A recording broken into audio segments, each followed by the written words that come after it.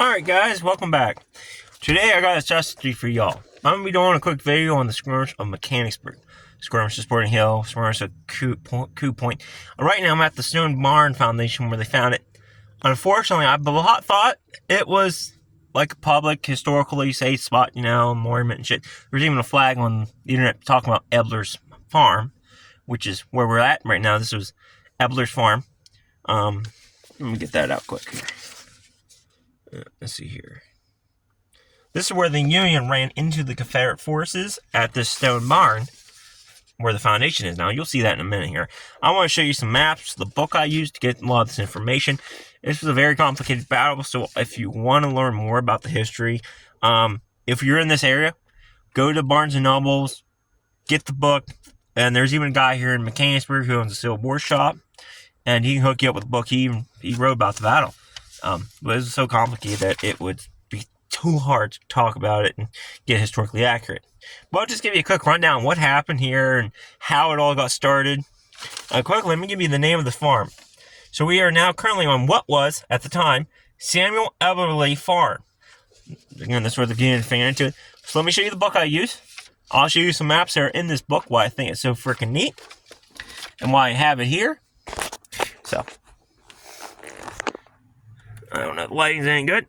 That's the book I just read about this battle, and inside of it is some maps and stuff of the battle. So let me get to those pages.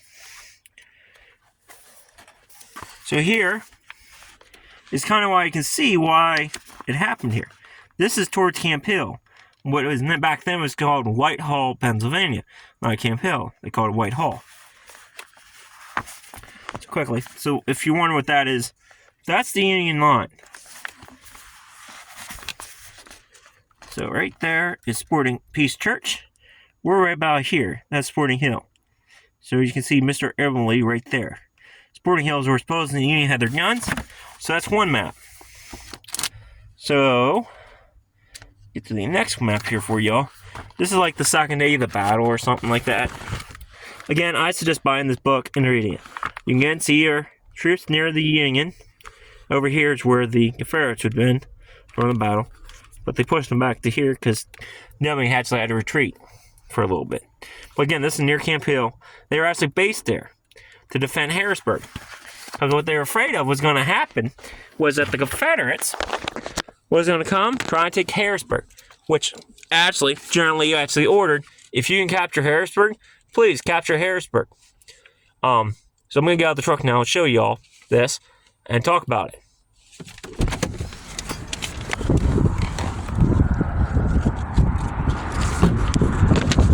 So generally had orders to take Harrisburg at all costs if he could get his hands on it.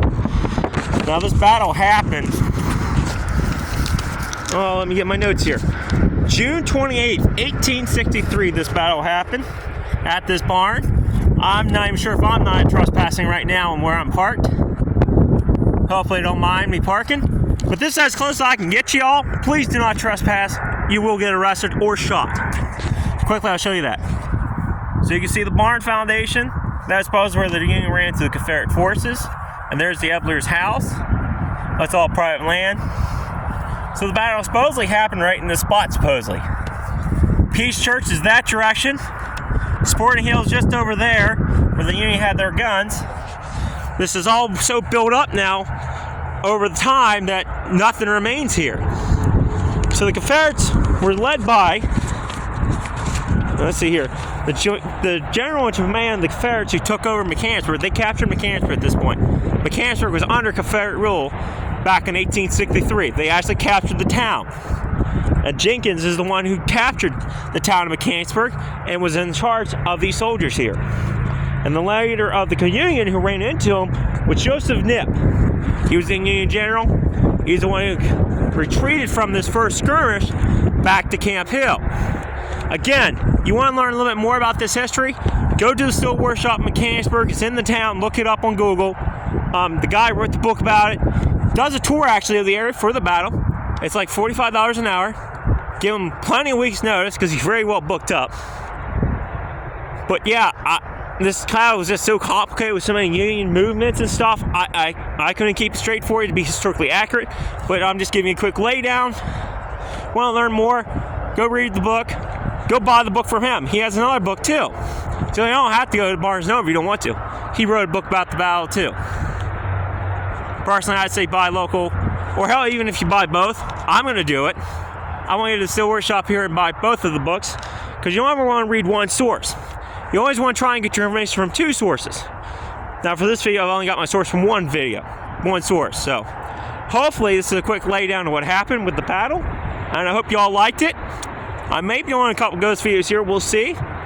Until next time.